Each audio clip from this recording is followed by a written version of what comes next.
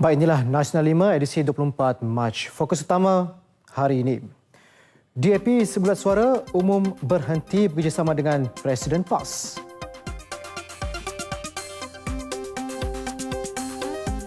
Dan Iskandar Malaysia sasar peroleh pelaburan 30 bilion ringgit tahun ini. Baik, Ketua Balai Polis Kulim High-Tech ditemui mati tertiarap dalam longkang. Baik, saudara, lintas langsung negeri pula, kita akan bersama Adrian Sori dari RTM Sabah dan juga Damia Cassandra Manja dari RTM Sarawak. Juga bersama Nur Azia Ahmad dari Perlis. Semuanya seketika nanti.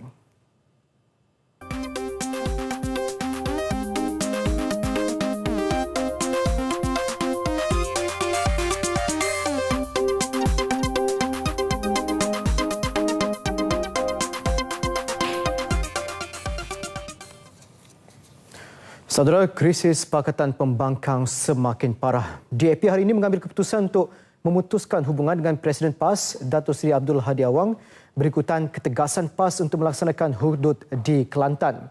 Setiausaha Agung DAP Lim Guan Eng dalam satu kenyataan hari ini turut menuduh berkata Datuk Seri Abdul Hadi sebagai pemimpin tidak bermaruah selain tidak menghormati persetujuan Majlis Pimpinan Pakatan dalam isu itu sebelum ini. Guan Eng berkata DAP hilang kepercayaan dan keyakinan terhadap Datuk Seri Abdul Hadi dan akan memutuskan hubungan serta menghentikan kerjasama dengan beliau.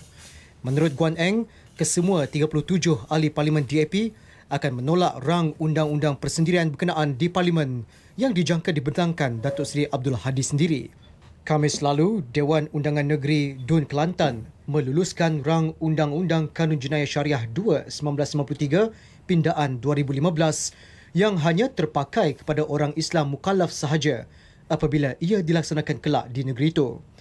Kesemua 44 anggota Dewan termasuk 12 Adun Barisan Nasional BN Sebulat Suara meluluskan rang undang-undang berkenaan.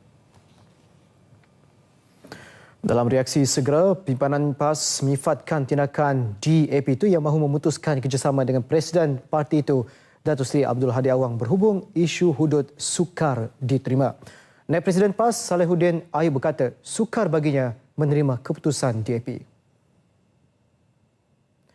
Kenyataan itu disiarkan dalam portal Harakah Daily PAS.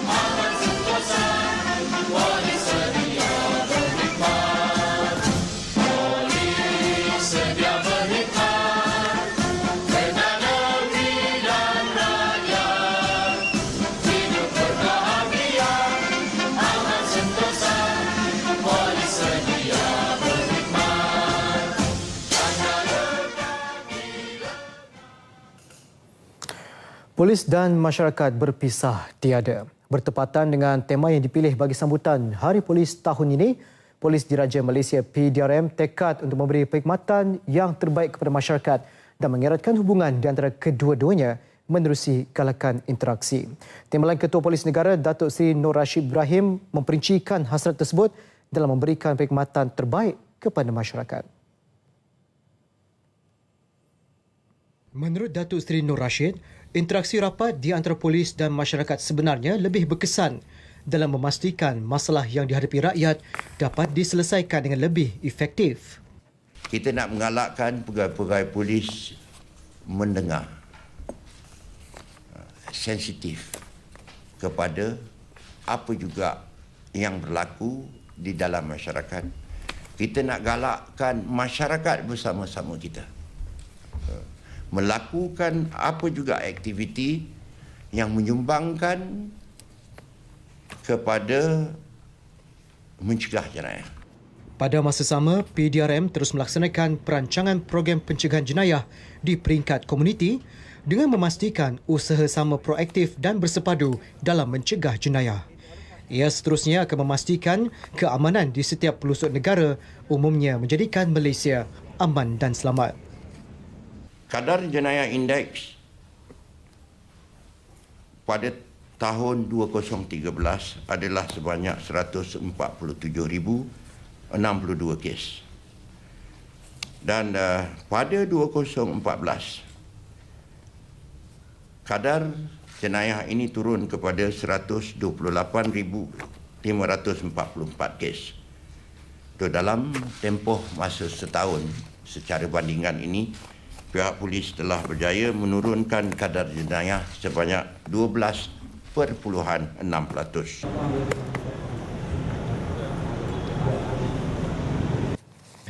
Dengan kebolehan pasukan polis seperti yang telah ditunjukkan serta kemampuan membantras jenayah merentas sempadan, beliau menolak sekerasnya dakwaan sesetengah pihak bahawa PDRM tidak telus dan sering dipengaruhi kerajaan adalah tidak benar sama sekali. Yang penting kita, segala tindakan tanduk kita, tindakan kita adalah selaras dengan undang-undang yang ada. Kita mengambil tindakan tidak kira apa juga fahaman politik yang dipegang oleh mereka. Dua Jabatan Baharu Polis Diraja Malaysia PDRM akan memeriahkan sambutan kemuncak Hari Polis ke-208 di Ibu Negara esok. Kedua-dua jabatan itu ialah Jabatan Integriti dan Pematuhan Standard JIPS dan Jabatan Pencegahan Jenayah dan Keselamatan Komuniti. Perbarisan sambutan kemuncak Hari Polis ke-208 akan berlangsung di Pusat Latihan Polis Pulapol Kuala Lumpur. Tema yang dipilih sesuai dengan pendekatan kerajaan merakyatkan perkhidmatan polis. Kemuncak sambutan adalah acara pembarisan anggota polis dari 9 jabatan. 700 pegawai dan anggota akan terlibat dalam pembarisan ini. Ada penganugerahan ke? Jadi penganugerahan pegawai yang berintegriti dan sebagainya akan diadakan pada tarikh yang tersebut.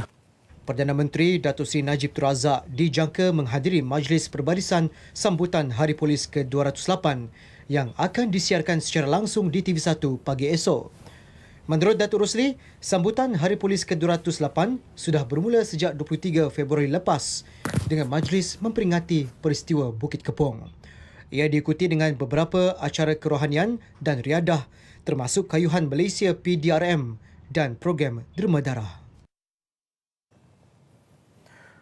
Baik saudara, dalam pada itu Ketua Balai Polis Kulim High-Tech ditemui mati tertiarap di dalam longkang di Taman Selasih Fasa 2 Kulim awal pagi tadi. Kejadian dipercayai berlaku ketika pulang selepas selesai menjalankan tugas.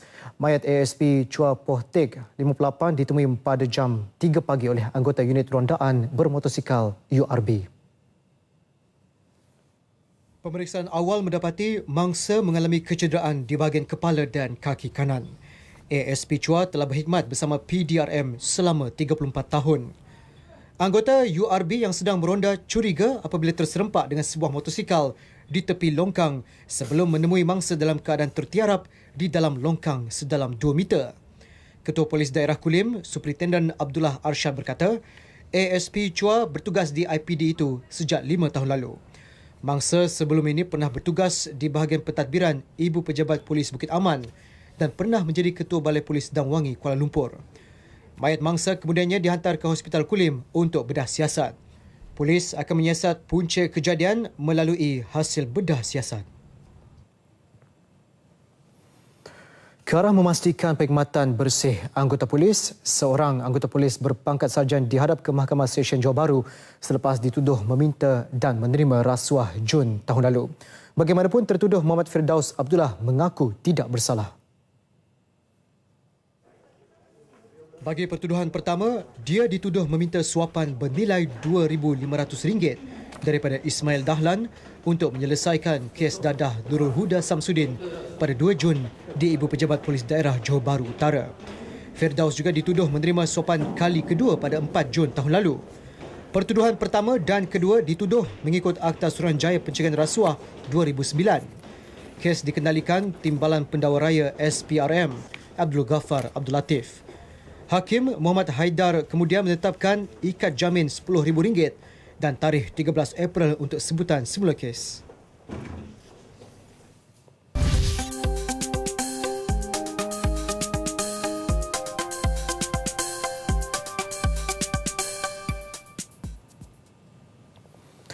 Iskandar Malaysia menyasarkan untuk memperoleh pelaburan sebanyak 30 bilion ringgit tahun ini. Ia mampu dicapai memandangkan 10% daripadanya iaitu 3 bilion ringgit berjaya diraih dalam suku pertama tahun ini. Ketua Pegawai Eksekutif Pihak Berkuasa Pembangunan Wilayah Iskandar, Datuk Ismail Ibrahim berkata, sasaran itu berdasarkan minat berterusan pelabur dalam sektor sedia ada. Sektor pembuatan, perkhidmatan dan hartanah masih mencatat pelaburan tinggi. Cuma yang penting di sini perimbangan itu perlu dikawal untuk memastikan bahawa sektor-sektor yang digalakkan ini terus memberi pulangan yang signifikan dalam angka-angka keseluruhan dari segi pelaburan. Datuk Ismail ditemui media selepas memberi taklimat pembangunan Iskandar Malaysia kepada Yang di-Pertua Negeri Pulau Pinang, Tun Abdul Rahman Abbas di Nusa Jaya. Sejak akhir tahun 2006 hingga akhir tahun lepas, Iskandar Malaysia menerima pelaburan sebanyak 158 bilion ringgit. 49% daripadanya direalisasikan dalam bentuk projek. Dalam tempoh itu juga, sebanyak 554,000 peluang pekerjaan disediakan kepada masyarakat tempatan. Keupayaan kerajaan menunjukkan ketelusan dalam pelaksanaan cukai barang dan perkhidmatan GST penting untuk memastikan rakyat memahami intipati cukai tersebut. Ia amat signifikan dengan menunjukkan keupayaan secara telus bagaimana pengaliran dan perbelanjaan kewangan negara disalur kepada rakyat secara langsung.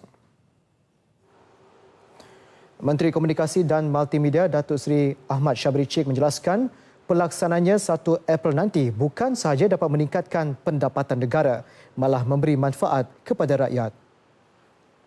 Supaya setiap wang yang diperolehi dipertanggungjawabkan dan rakyat mendapat manfaatnya. Sebab rakyat nak pendidikan yang lebih baik, nak sistem kesihatan yang lebih baik, nak jalan yang lebih baik, nak komunikasi yang lebih baik, tetapi rakyat perlu tahu daripada mana wang itu diperolehi. Dan salah satu daripadanya ialah melalui percukaian yang lebih merata, kerana banyak rakyat dalam negara ini ataupun orang yang bekerja dalam negara ini tidak membayar cukai. Jelas beliau, melalui sistem percukaian tersebut, kerajaan akan terus dapat mengutip cukai daripada warga asing yang datang ke Malaysia untuk bekerja. Ia sekaligus mengimbangi dasar percukaian lain yang terdapat di negara ini seperti cukai pendapatan. Datuk Seri Ahmad Syabri menyatakan demikian selepas merasmikan TSG International Cyberport di Cyberjaya. TSG Cyberport yang beroperasi tahun lalu merupakan kerjasama syarikat TM dalam membangunkan perkhidmatan visa TM. Sementara tahap pemahaman terhadap cukai barang dan perkhidmatan GST dalam kalangan perusahaan kecil dan sederhana PKS meningkat menjelang pelaksananya 1 April ini. Ketua Pegawai Eksekutif SME Corp Datuk Hafsah Hashim berkata, berdasarkan kajian yang dijalankan, berlaku peningkatan tahap pemahaman daripada 1 digit pada awal 2014 kepada 60%. Perkembangan positif itu menunjukkan program yang dijalankan oleh agensi kerajaan bagi mendidik PKS terhadap cukai 6% yang menggantikan cukai jualan dan perkhidmatan sedia ada membuahkan hasil. Beliau berkata SME Corp sudah menjalankan banyak latihan dan bengkel bagi meningkatkan kepekaan dalam kalangan PKS. Tahun lepas sahaja, ia melaksanakan kira-kira 92 program yang disertai lebih 2,000 peserta. SME Corp juga bekerjasama dengan agensi kerajaan yang lain, termasuk Lembaga Hasil Dalam Negeri dan Jabatan Kastam Diraja Malaysia bagi memastikan orang ramai memahami GST. Berdasarkan pangkalan data, terdapat kira-kira 160,000 syarikat yang mencecah jualan melepasi RM500,000 dengan 98% daripadanya terdiri daripada PKS. Bagi mengurangkan beban PKS mentransformasikan sistem sedia ada kepada GST, kerajaan menyediakan peruntukan sebanyak RM150 juta untuk mereka membeli dan menaik taraf sistem perakaunan dengan bantuan disediakan dalam bentuk e-voucher GST bernilai RM1,000. Mereka bentuk stem khas sempena kemahkotaan Sultan Johor, Sultan Ibrahim Almarhum Sultan Iskandar disifatkan satu tugas paling mencabar sebelum stem dicetak dan diperkenankan baginda. Mereka stem khas ini, Profesor Datuk Raja Zahabuddin Raja Yaakob berkata, Masa yang diberi amat suntuk kerana hanya dibenar mengambil gambar Sultan dan Permaisuri setelah upacara kemahkotaan. Pos Malaysia hari ini mencetak 400,000 unit stem khas tersebut ke seluruh negara dan menjadi tumpuan peminat dan pengumpul tegar stem. Mencabar dibandingkan yang lain. Ada masa yang agak suntuk diberi, walaupun benda itu dah lama diberi, tapi oleh kerana mendapatkan bahan dan sebagainya.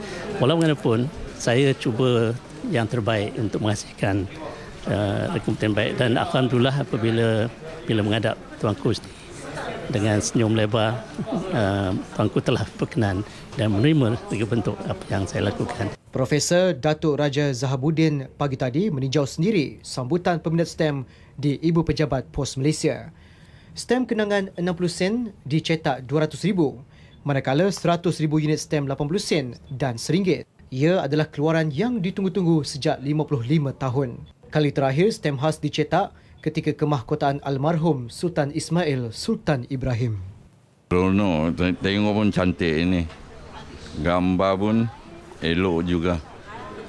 Stem pun besar. Alhamdulillah lah, teruja jugalah tengok kemahkotaan Sultan Ibrahim yang mana stem dia pun cantik lawa yang berpatutan lah, harga ni pun besar-besar dia. Jadi insya-Allah lah, jadi untuk kita simpan untuk generasi akan datang yang mana mungkin dia orang tak dapat stem ni. Teruja dan gembira, amat gembira sebab saya takut pada mulanya mungkin ada ramai orang ke apa kan, tetapi pihak pos mereka memberikan layanan yang baik sebab ada banyak kaunter. Di depan pun ada lagi satu kaunter. So senang untuk kita pengguna lah. Datang beli cepat, habis pun cepat. Happy, tapi bila saya masuk banyak orang tanya saya ni orang Johor ke? So doesn't mean that you are Johorian, you kena beli. Kita satu Malaysia, jadi kita kena tahu setiap negeri tu. So saya rasa ini satu event yang bagus, jadi orang kenal. Jadi walaupun you daripada Selangor, you tahu dekat Johor macam ini yang berlaku. Jadi tak adalah terlalu ingat negeri sendiri. Set lengkap koleksi stem kemahkotaan Sultan Johor boleh didapati dengan harga RM67.40.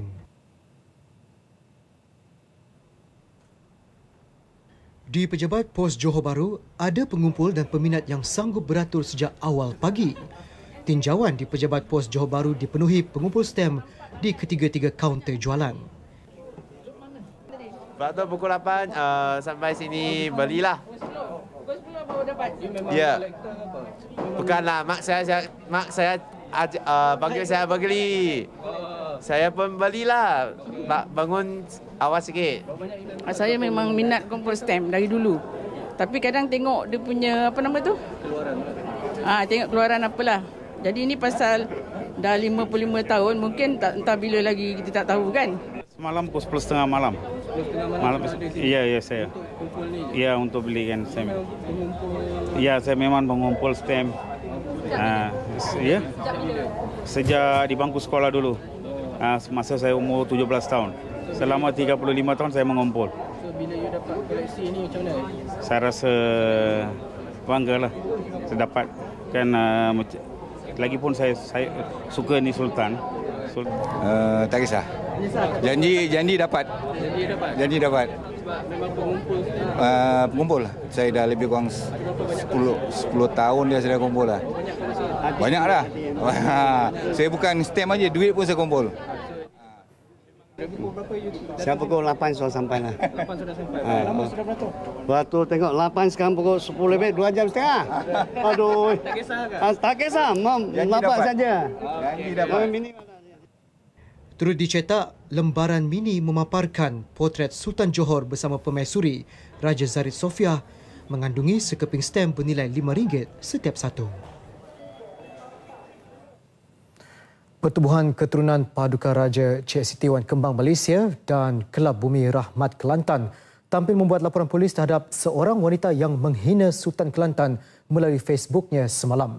Wanita berusia 31 tahun itu turut didakwa mempertikai hukum hudud yang diluluskan Dewan Undangan Negeri Kelantan. Laporan polis dibuat 10 pagi tadi di Balai Polis Daerah Machang. NGO itu diketuai Yang di-Pertuanya Fadilah Husin dan diiringi kira-kira 20 anggota jawatan kuasanya. Mereka meminta polis dan institusi diraja mengambil tindakan tegas terhadap wanita yang berasal dari Taman Tun Dr. Ismail, Kuala Lumpur itu. Tegas Fadilah, hukum hudud telah pun diluluskan sebulat suara pada 19 Mac lalu oleh Dewan Undangan Negeri Kelantan. Justru semua pihak seharusnya akur dengan keputusan berkenaan. Memilih dipenjarakan daripada membayar denda, itu pilihan 43 awak-awak dan 4 tekong nelayan asing warga Vietnam yang dihadapkan ke Mahkamah Magistrate Kuala Terengganu. Mereka dijatuhkan hukuman penjara selama 6 bulan selepas mengaku bersalah menangkap ikan secara haram di perairan Kuala Terengganu, kira-kira jarak 90 hingga 120 batu nautika.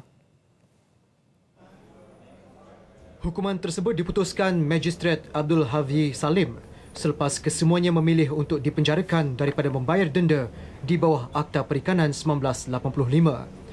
Mengikut fakta pertuduhan, mereka ditahan dalam satu operasi khas menggunakan kapal KM Segantang hasil maklumat awam yang mendakwa bot terbabit sudah 2 hari beroperasi secara haram dengan menggunakan bendera negeri ini. Ketika dihampiri untuk pemeriksaan, 4 bot terbabit dinaiki 43 awak-awak dan 4 tekong masing-masing berumur 18 tahun hingga 55 tahun. Mereka bertindak memecut bot untuk melepaskan diri dengan memotong pukat sebelum berjaya ditahan. Sebanyak 1.5 tan metrik hasil laut berjaya dirampas dengan nilai rampasan 3.5 juta ringgit termasuk peralatan memukat ikan. Pertuduhan kes dijalankan Pegawai Pendakwa Raya Masriwani Mahmud.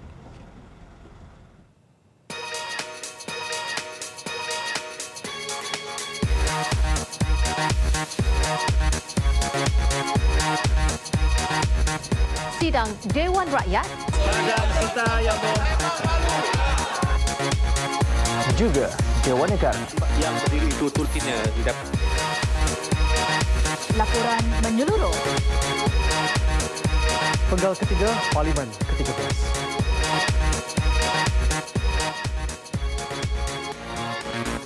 Isnin hingga Khamis. 10.30 malam bermula 10 Mac. Hanya di TV1.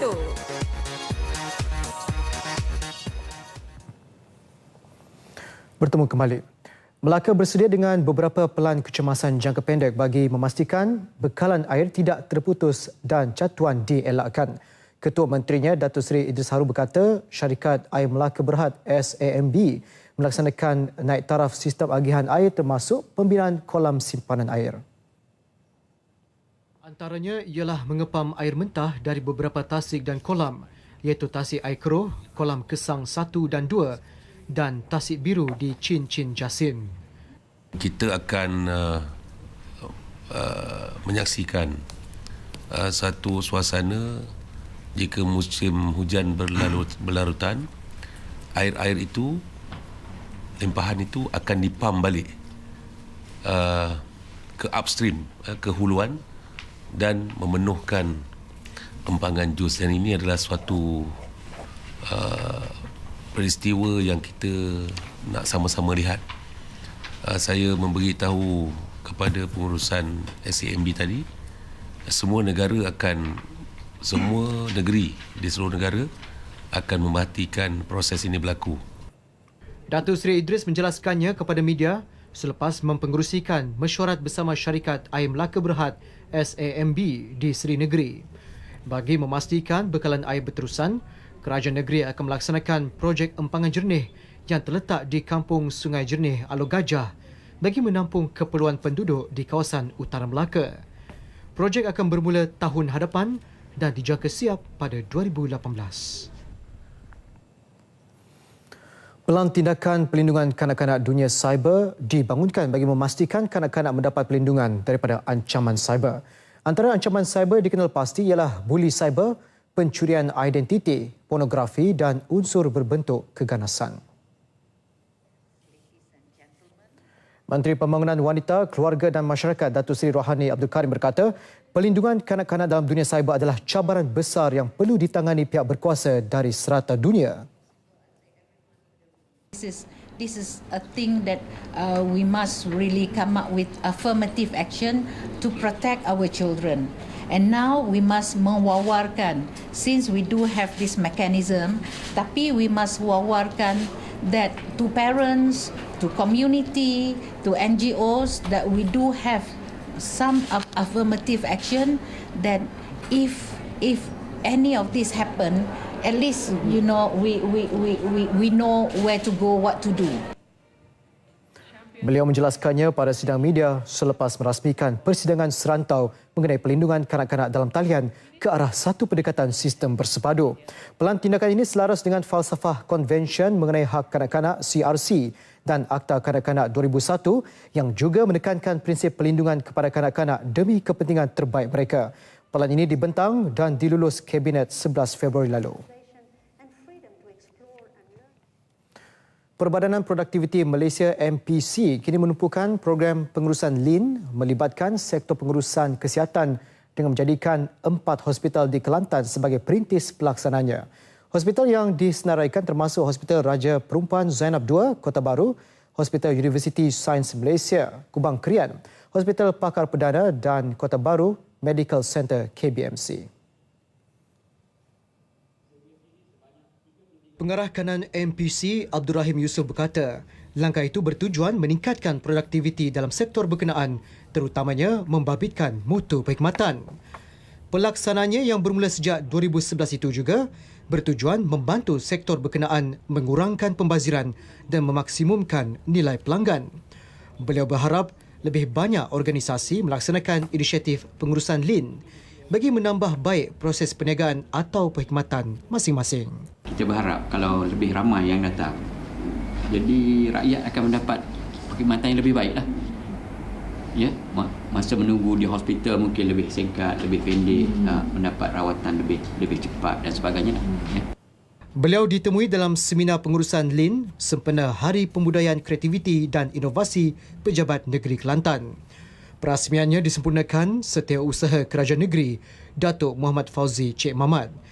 Pengurusan Lean merujuk kepada koleksi prinsip dan kaedah yang menumpukan kepada mengenal pasti dan menghapuskan aktiviti bukan tokokan nilai, menerusi peningkatan berterusan produk dan perkhidmatan bagi manfaat pelanggan. Konsep ini telah dilaksanakan Toyota yang menerapkan budaya kawalan pembaziran menerusi konsep Lean yang menjadikannya lebih berdaya saing dan kehadapan. Mempercayai maklumat dalam aplikasi laman sosial tanpa pengesahan mungkin boleh menjejaskan operasi Jabatan Bomba dan Penyelamat. Namun, agensi berkenaan tetap akan bertindak dan memandang serius berhubung apa juga maklumat yang diperoleh menerusi aplikasi berkenaan, terutama yang membabitkan bencana. Menurut Ketua Pengarah Jabatan Bomba dan Penyelamat, Datuk Wan Muhammad Nur Ibrahim, dengan kecepatan penyampaian maklumat melaluinya, pihak bomba mengambil peranan bertindak tanpa menunggu aduan dan laporan. Apa juga jenis panggilan yang sampai kepada kita,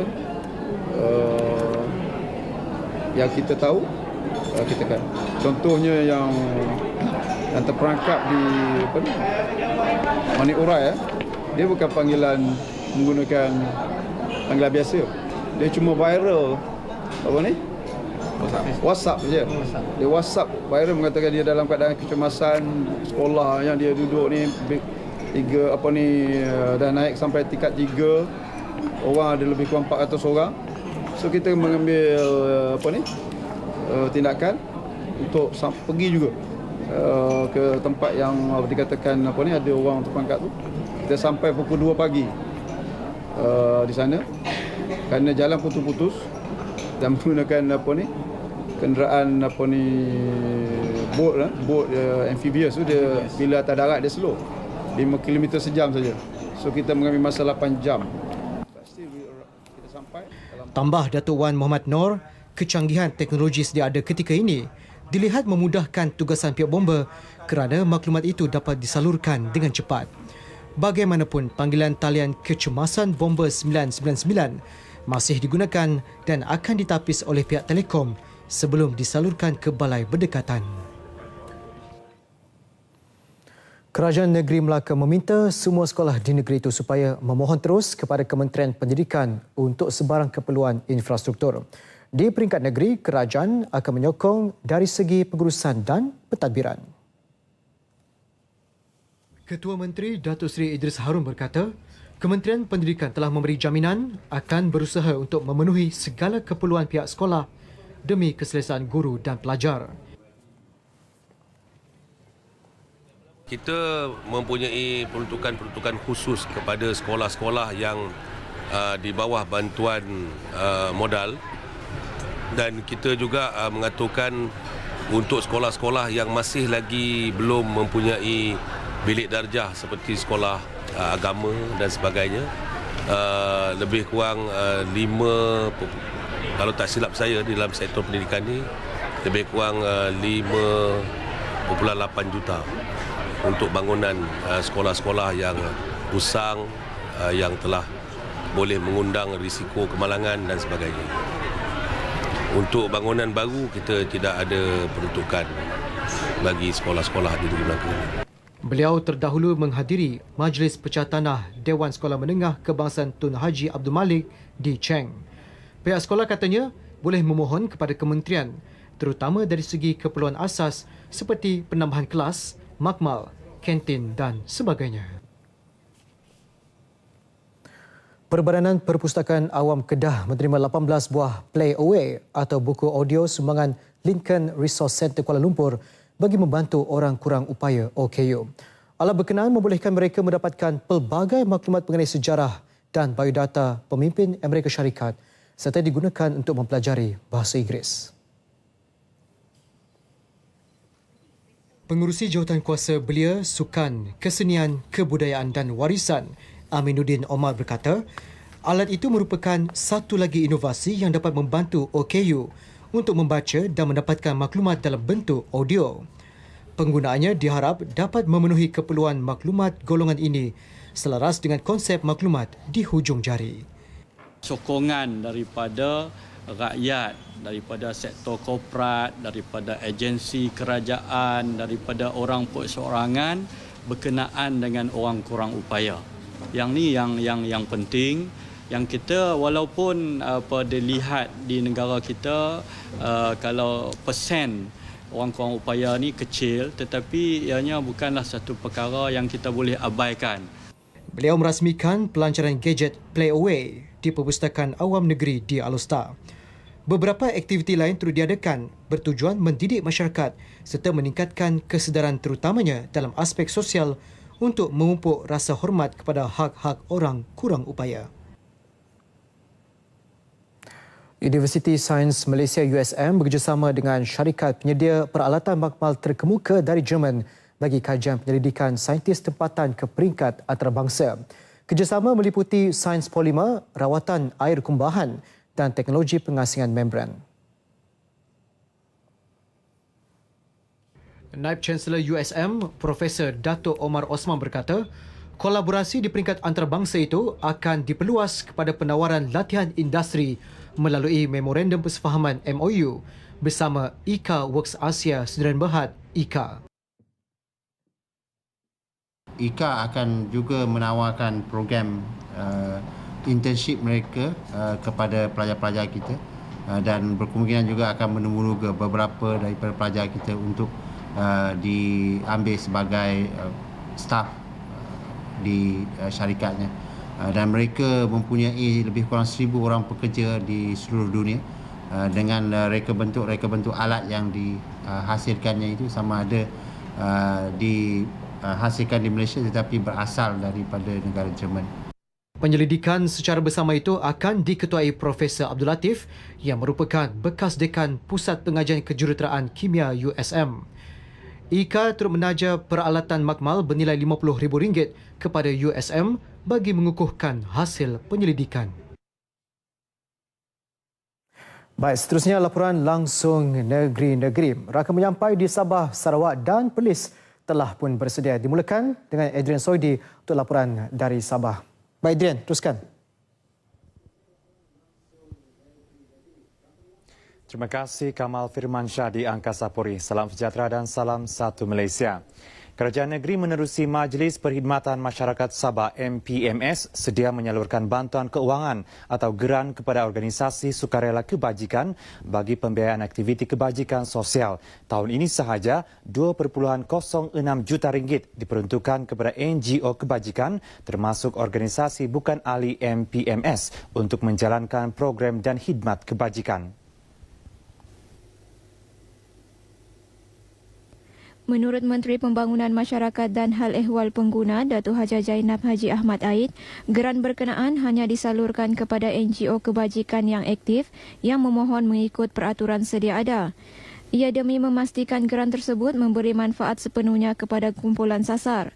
Beliau berucap sempena majlis penyampaian RM1.543 juta geran MPMS kepada 15 NGO kebajikan di Kota Kinabalu. Turut disampaikan bantuan keuangan daripada Kementerian Pembangunan Masyarakat dan Hal Ehwal Pengguna kepada beberapa badan keagamaan bagi pelaksanaan program kekeluargaan. Datuk Zainab berkata pihaknya akan menggandakan usaha untuk mendaftar dan menggerakkan lebih banyak sukarelawan kebajikan di negeri ini. Ia diyakini mampu dicapai menerusi penganjuran aktiviti sukarelawan kebajikan di 4 zon utama iaitu Kota Kinabalu, Semporna, Sandakan dan Kota Marudu. Terdahulu, Datuk Zainab turut menyampaikan replika cek bernilai hampir RM160,000 hasil kutipan Derma Galadina Februari lalu bagi pembiayaan aktiviti NGO kebajikan. Pewujudan sebuah galeri kecemerlangan belia mampu mendorong lebih ramai generasi muda untuk mencapai kejayaan. Menteri Belia dan Sukan Sabah Datuk Haji Taufik Abu Bakar Titingan berkata cadangan Majlis Belia Sabah MBS untuk mewujudkan entiti ikonik itu akan membolehkan pengabadian pelbagai pencapaian belia selepas merdeka. Sudah pasti ianya perlu kita highlightkan supaya ia menjadi contoh dan menjadi penanda aras untuk belia hari ini dan juga belia di masa akan datang. Dan mereka berusaha untuk mencapai kejayaan yang sama ataupun lebih daripada apa yang telah dicapai dahulu. Dalam temu balhas bersama RTM di Kota Kinabalu, beliau menyatakan keyakinan bahawa galeri tersebut berupaya menarik perhatian ramai. Dalam perkembangan berkaitan, Datuk Taufik memaklumkan Hari Belia 2015 akan diadakan Mei ini. Bagaimanapun, venue sambutan masih dalam perbincangan. Bertemakan Showcase of Talent, program tersebut akan menampilkan bakat belia dalam pelbagai bidang. Lebih 26 megawatt penggunaan elektrik berjaya dikurangkan menerusi program Earth Hour yang diadakan di negeri ini tahun lepas. Demikian menurut Mayor Bandaraya Kota Kinabalu, Datuk Abidin Madingkir, berdasarkan laporan Sabah Electricity Sdn Bhd SESB. Sehubungan itu, Datuk Abidin dan juga pengurusi penganjur Earth Hour 2015, peringkat bandaraya berharap program tersebut yang akan diadakan di Segama Waterfront Kota Kinabalu bermula 8.30 malam Sabtu ini mampu menjimatkan lebih banyak penggunaan elektrik berbanding tahun lepas. Saya telah dipahamkan bahawa penjimatan listrik selama mungkin 1 jam itu, 1 jam adalah kurang lebih 26 megawatt. Itu yang saya telah dipahamkan. Mungkin SSB nanti boleh jelaskan lagi lah. Jadi 26 megawatt itu memang banyak juga itu. Datuk Abidin bercakap dalam sidang media di Kota Kinabalu. Sempena Earth Hour, premis perniagaan atau kediaman diminta mematikan penggunaan elektrik sepanjang tempoh sejam program berlangsung. Penutupan lampu-lampu jalan juga akan dilakukan di sekitar bandaraya termasuk di Segama, Sinsuran, Karamunsing Flyover, bangunan DBKK, Jalan Mat Saleh ke Pantai Tanjung Aru 1 dan sepanjang Teluk Likas hingga ke bulatan Masjid Bandaraya. Selain majlis perasmian Earth Hour 2015 di Segama Waterfront, beberapa pengisian menarik turut diadakan iaitu Earth Hour Ride sejauh 15 km, demonstrasi pembuatan lilin gitar semula dan persembahan hiburan baskes.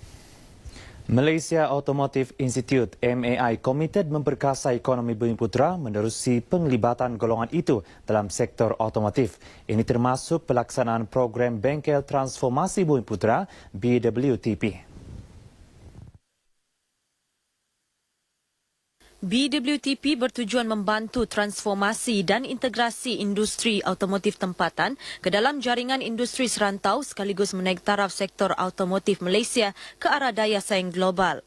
Pada masa sama, Pegawai Eksekutif MAI Muhammad Madani Sahari mengalu-alukan para pengusaha bengkel automotif di negeri ini untuk menyertai pelbagai program yang ditawarkan institut itu.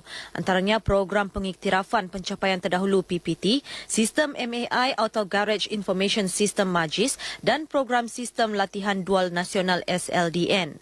Satu sistem yang digunakan oleh bengkel-bengkel besar lah sebenarnya. Sekarang ni mereka-mereka itu yang setengah-setengah diorang tu bengkel-bengkel kecil je.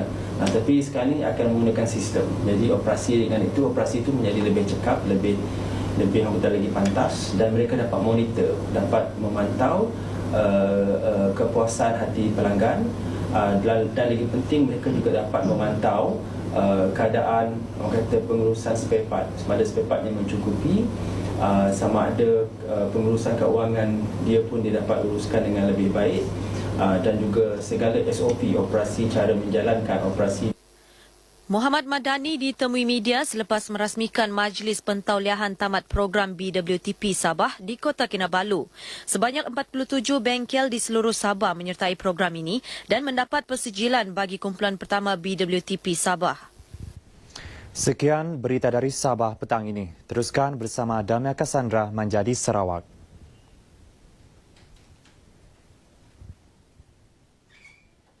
Terima kasih Adrian di Kota Kinabalu.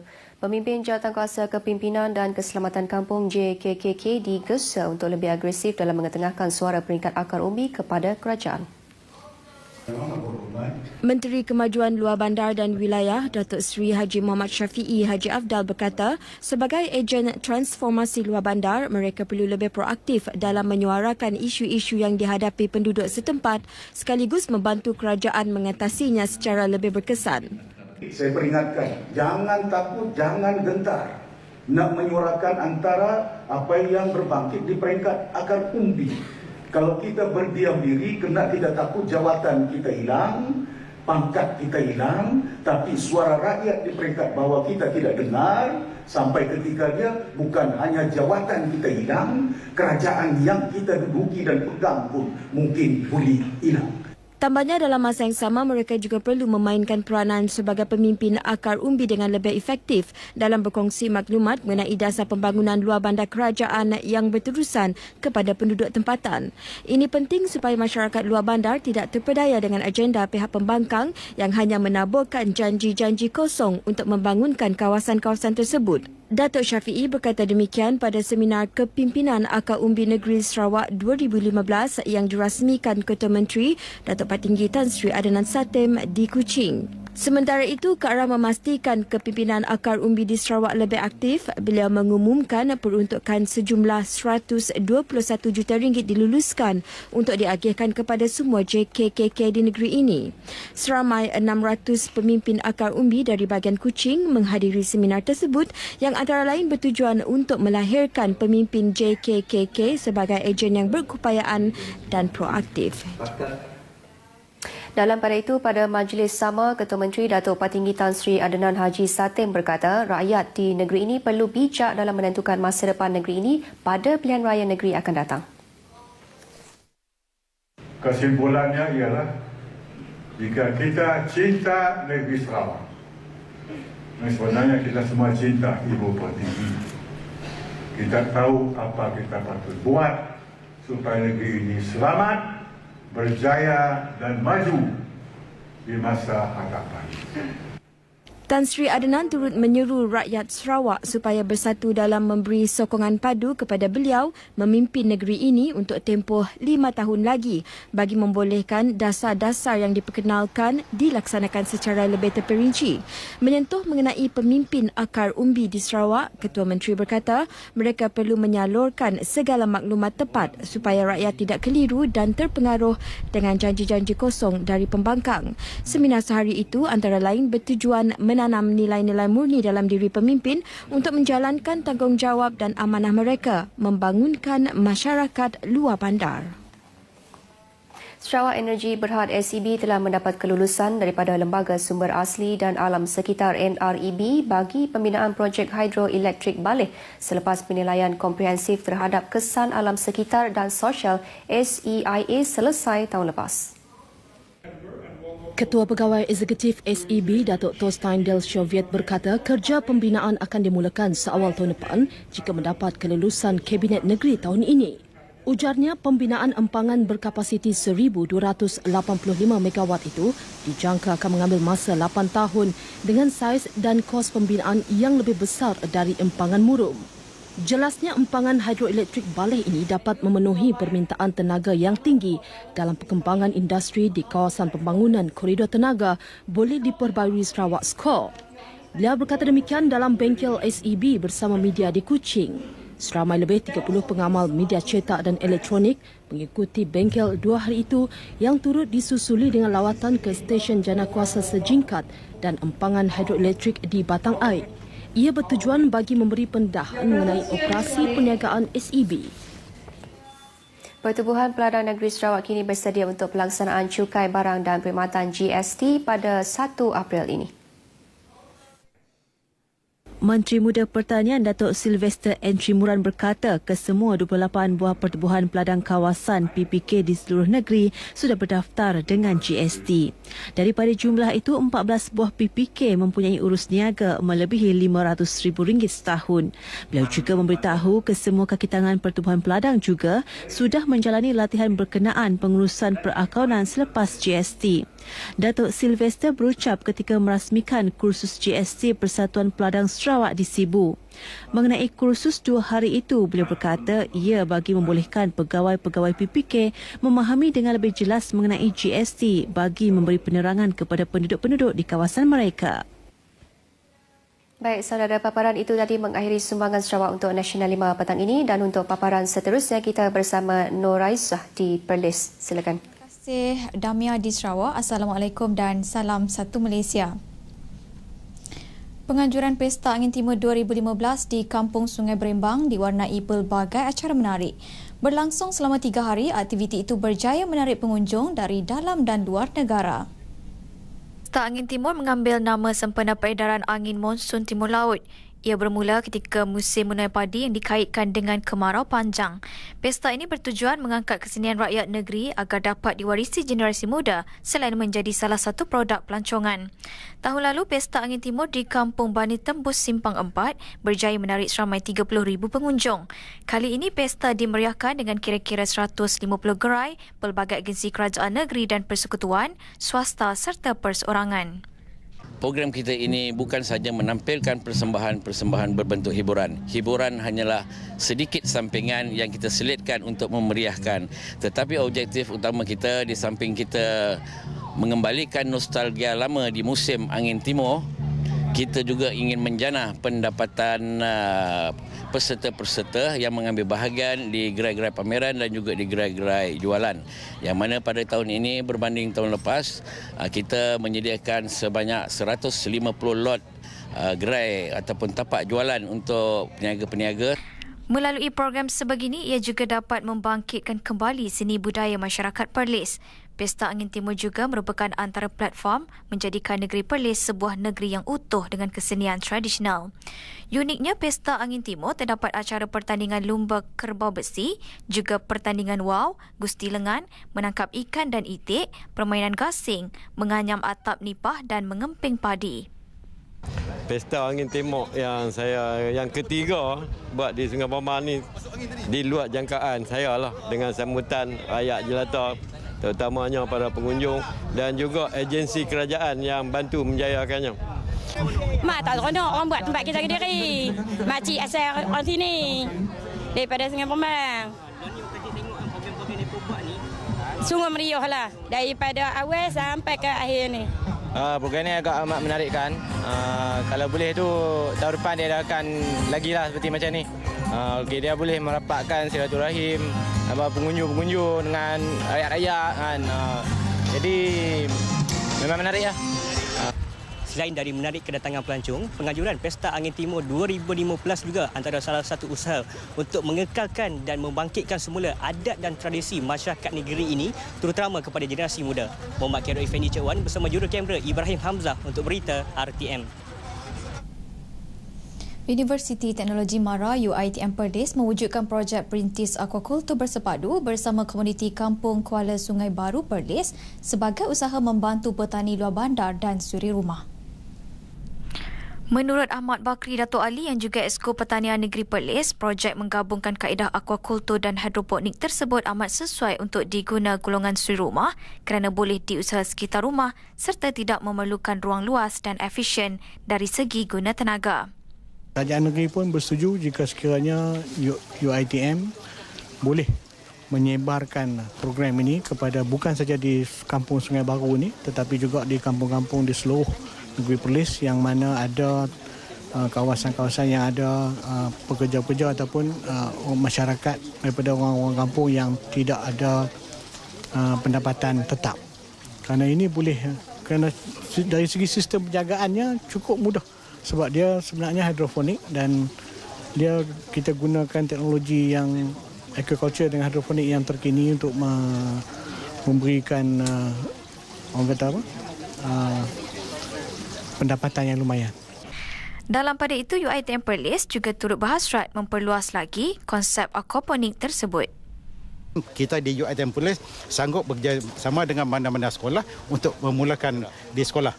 Dan juga mana-mana syarikat persatuan lah di Perlis ni kalau nak mengembangkan ataupun mewujudkan program segini, kelab-kelab sebenarnya, saya jemput datang ke UiTM Perlis dan kita akan memberi konsultansi. Sekian sumbangan berita dari Perlis. Berita selanjutnya kembali kepada Kamal di Angkasa Puri. Baik, terima kasih Nur Razia dan juga terima kasih kepada rakan penyampaian Negeri Sabah dan Sarawak, Damai Cassandra Manja dan juga Adrian dengan laporan semasa. Baik saudara, kita jumpa lagi selepas ini.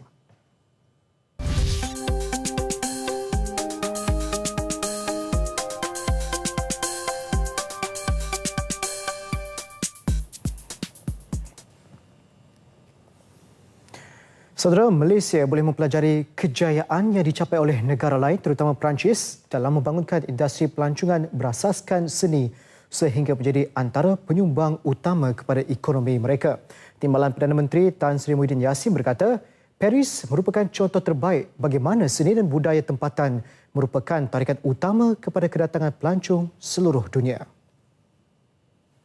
It is a known fact that France has been particularly successful in arts and culture-based tourism, earning as much as I'm informed $256 billion a year through tourism. And it is good to learn from France and other cities and countries around the world on how they have been successfully developing strategies to promote tourism and the arts industry as the main contributor to national economic growth. Beliau berucap di Persidangan Ekonomi Seni 2015 di Ibu Negara. Bagi negara pula, industri kreatif menyumbang sekitar 33 bilion ringgit kepada pendapatan kasar negara. Dan di bawah program transformasi ekonomi pula, melalui kerjasama antara kerajaan, industri dan sektor swasta di bawah program jangka pendek yang dikenali sebagai Quick Wins, berjaya menjana 17 bilion ringgit antara tempoh 2012 hingga 2014. Tan Sri Muhyiddin menekankan betapa sektor ini mempunyai potensi dalam memberi pulangan besar kepada industri dan membangunkan ekonomi. Pada majlis ini juga, beliau melancarkan buku berjudul Rekayasa Kebudayaan, terjemahan daripada penulis Claude Mollard yang merupakan antara karya besar Perancis. Persidangan yang julung kali diadakan ini dianjurkan dengan kerjasama Institut Terjemahan Buku Malaysia ITBM, Galeri Velez, Balai Seni Visual Negara dan Razak School of Government. Ia disertai 200 peserta dari seluruh negara. Peruntukan 50 juta ringgit diperlukan Lembaga Kemajuan Pertanian Kemubu KADA bagi program pemulihan tanah termasuk menaik taraf kemudahan bekalan air. Melalui dana tersebut, hasil pendapatan 29,000 petani dengan 29,000 hektar padi dijangka meningkat menjelang 2020. Pengerusi KADA, Datuk Mat Alwi Cik Ahmad berkata, dana itu akan dipohon melalui rancangan Malaysia ke-11 RMK11. Kerajaan dulu tak banyak pun 50 juta saja. Rancangan Malaysia ke-11 akan dibentangkan dan kita telah argue, kementerian setuju, EPU belum tahu. Kita fight hard lah. InsyaAllah kalau itu boleh, kita boleh selesai dalam masa 2 tahun, kita boleh selesai masalah. Air sikit pun boleh selesai. Beliau menjelaskannya kepada media selepas merasmikan Majlis Menuai Padi Projek NKEA Bendang Tegayung dan Bendang Melur Lama.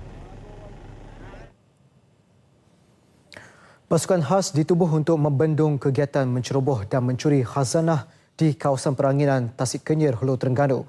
Dikenali sebagai Ranger Kenyir, ia melibatkan kerjasama beberapa agensi seperti Jabatan Perikanan, Perhilitan, Pejabat Daerah Hulu Terengganu dan Lembaga Kemajuan Terengganu Tengah ke Tengah. Sebahagian anggota Ranger Kenyir itu terdiri bekas tentera dan penguat kuasa yang terlatih. Mereka turut dibekalkan dengan senjata api. Menurut Menteri Besar Datuk Ahmad Razif Abdul Rahman, sejak ditubuhkan baru-baru ini, Ranger Kenyir sudah beberapa kali mengadakan operasi. Kita akan lihat semua sekali lah, termasuk juga pencemaran air, aktiviti-aktiviti yang boleh merosakkan lagi flora dan fauna di kawasan itu. Sebab kita nak jaga kawasan Kenyir ini sebagai satu kawasan yang kita dengan kaya dengan nature dan juga untuk kita buat persediaan bagi kita buka untuk menjadi hub pelancongan kita. Datuk Ahmad Razif memberitahu media di Kuala Terengganu selepas merasmikan Mesyuarat Agung PIBG Sekolah Menengah Kebangsaan Ibrahim Fikri kali ke-38. Beliau turut menyampaikan komputer riba kepada pelajar cemerlang SPM dan STPM Terengganu 2014.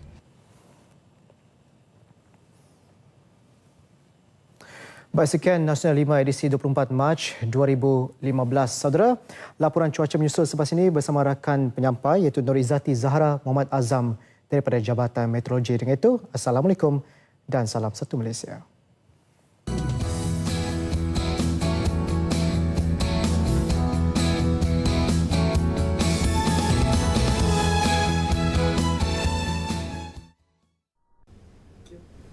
Assalamualaikum dan salam satu Malaysia para penonton sekalian. Untuk hari ini, tiupan angin di kawasan negara kita masih lagi bertiup masuk dari arah timuran dan tiupan angin timuran ini kemudiannya bertukar arah menjadi arah utara timur laut untuk kawasan Semenanjung di bahagian selatan dan juga bertiup perlahan serta daripada pelbagai arah terutamanya untuk kawasan sekitar negeri Sarawak. Tiupan angin timuran khususnya bagi kawasan perairan Laut Cina Selatan ini diramalkan akan meningkat kelajuan bermula pada 26 Mac ini sehingga boleh menjangkau sekitar 40 ke 50 km sejam, dijangkakan akan berterusan sehinggalah ke 29 hari bulan.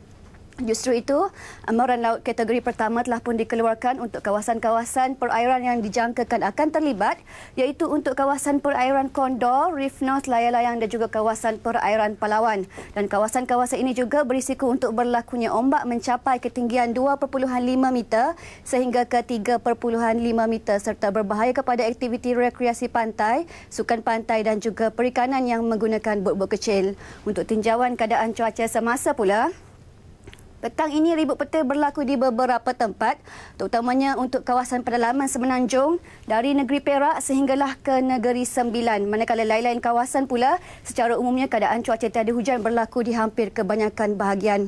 Untuk kawasan-kawasan yang sedang mengalami ribut petir ini, cuaca lembap ini diramalkan akan berangsur reda menjelang pada awal malam, manakala pada lewat malam sehinggalah ke pagi esok pula, secara keseluruhannya keadaan cuaca tiada hujan diramalkan berlaku untuk kesemua tempat.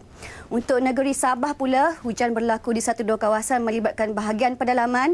Diramalkan juga akan berangsur reda menjelang pada awal malam, manakala untuk negeri Sarawak pula, ribut petir lebih melibatkan bahagian Limbang, Miri dan juga bahagian tengah Sarawak.